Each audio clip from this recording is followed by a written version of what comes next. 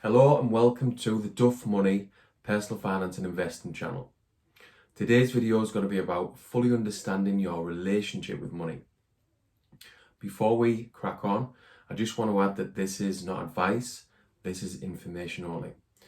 Right, let's get to it. Let's look at fully understanding your relationship with money.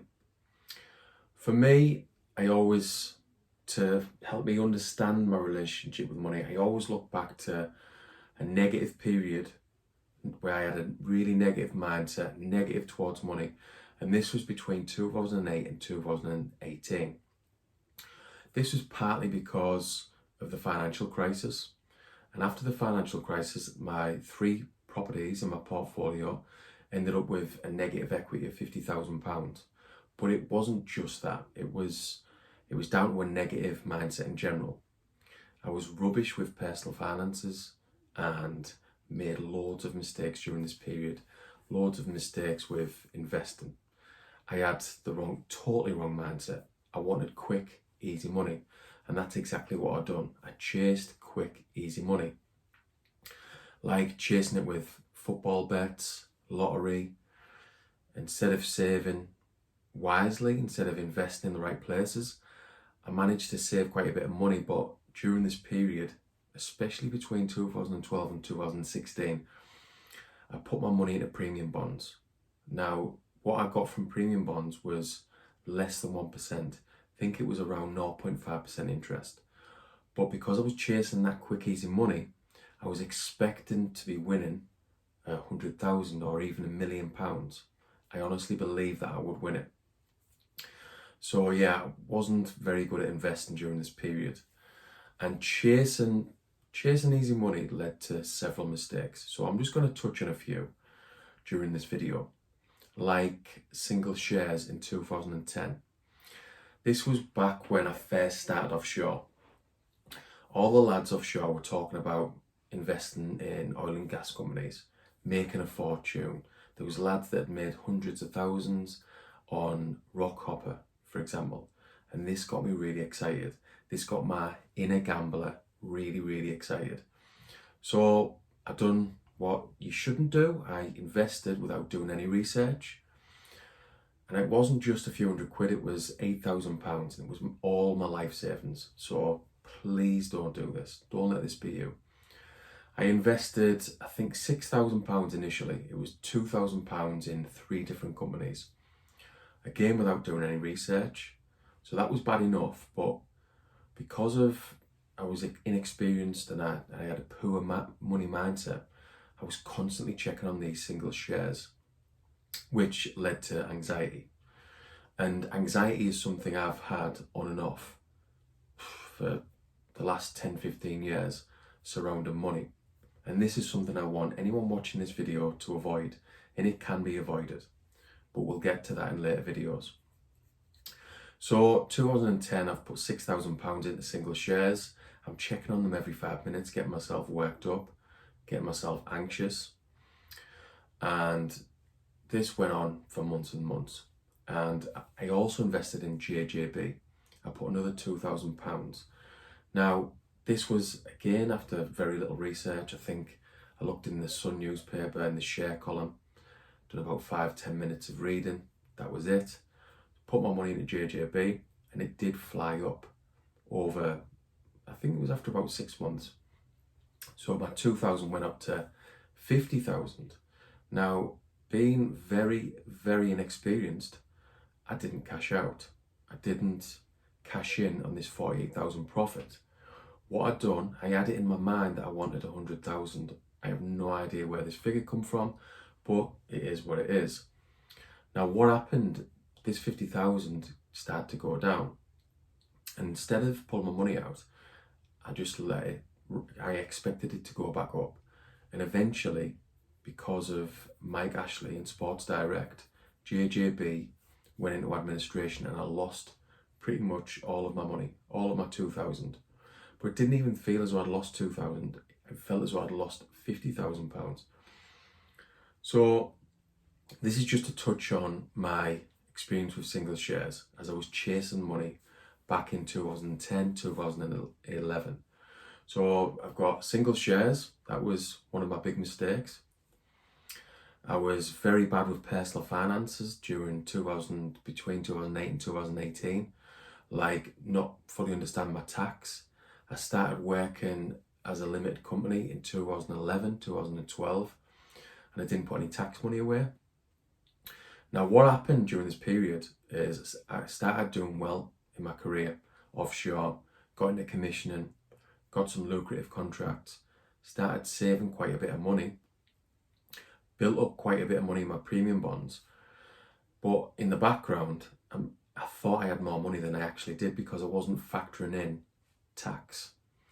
And when it eventually came to pay my tax bill, I didn't have the money because I was spending what I was earning. And instead of using the premium bonds money, what I'd saved, I decided to get a loan, a £10,000 loan to pay the tax bill off. Now this is bad enough, right? So I'm paying 7% interest on the loan, and I'm only getting 0.5% interest on the premium bonds. So you can see that I was really clueless with personal finances, really clueless with investing. What makes this worse is I've done this 2 years in a row. Now, this led up to, so this was like 2013, 2014, and a few years later, my savings really started eroding because my income started to reduce after 2016. So I built up money in premium bonds, but then it got to a point, 2016, where my income started to go down and my savings went down. But not only that, in 2016, I started spending a lot more. Got a bigger car, done more work in the house that I couldn't really afford, went on more holidays, just literally every mistake in the book. I could go on and on and on. I was terrible with personal finances and investing.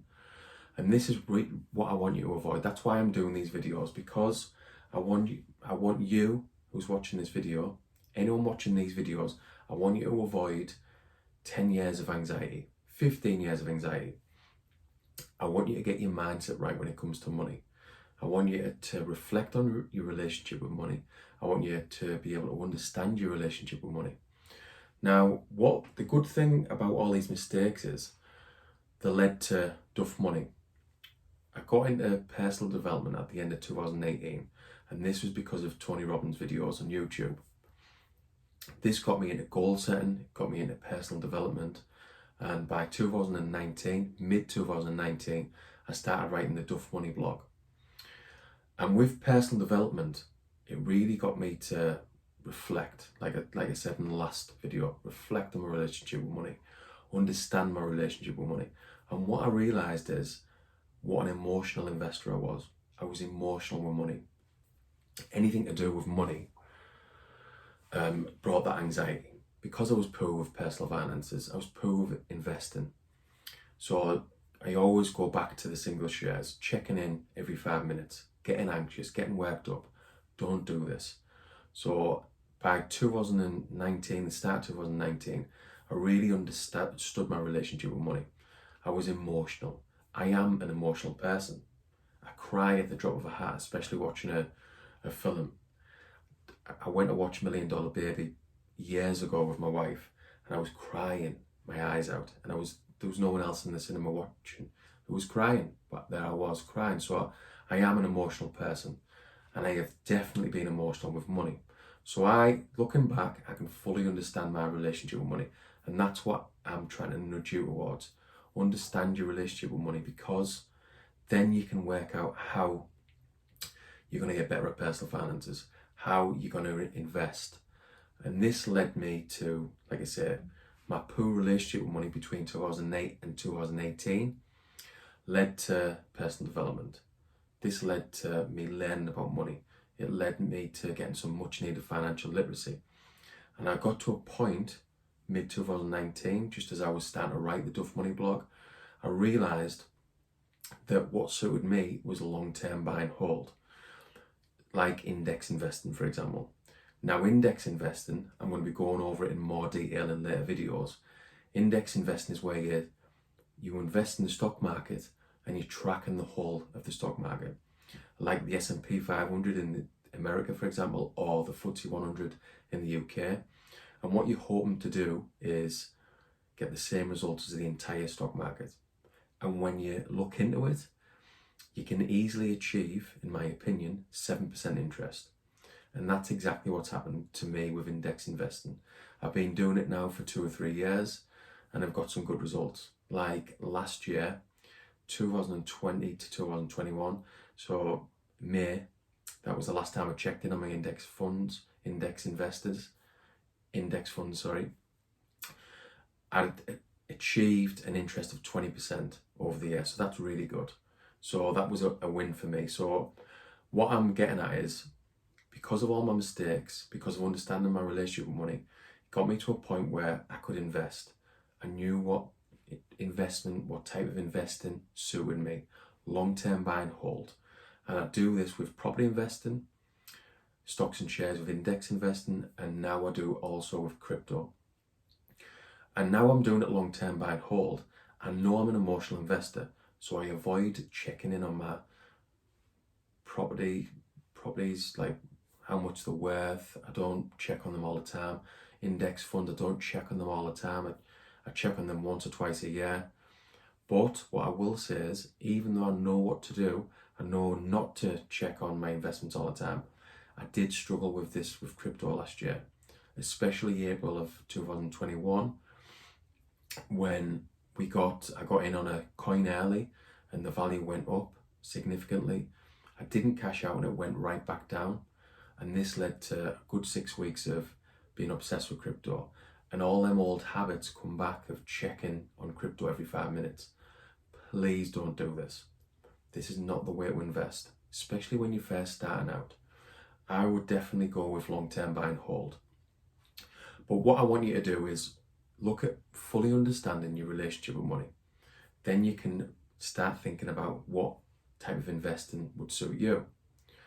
Now, like I say, a good thing with my negative decade, with all the mistakes, it led to Duff Money, it led to a weekly blog, it led to a weekly podcast, it led to this YouTube channel, and what it also led to was my first book. Now, what I do in my first book, it's all about personal finance and investing, but I go over all of these mistakes in great detail. And it's just to help anyone reading to avoid these mistakes, to avoid anxiety, to avoid years and years of being clueless with money. And honestly, if you look at your relationship with money, if you get some financial literacy, it'll help you moving forward. So that just about wraps up today's video. Go away, have a good think about your relationship with money, reflect on it, understand it, and it will help you. It will help your money mindset. It'll help you, it'll get you going in the right direction with your personal finances and investing. The next video we're going to be looking at is the fear of failure. Anyway, if you're getting value from the Duff Money Personal Finance and Investing channel, please like and subscribe. Help me get the content out there.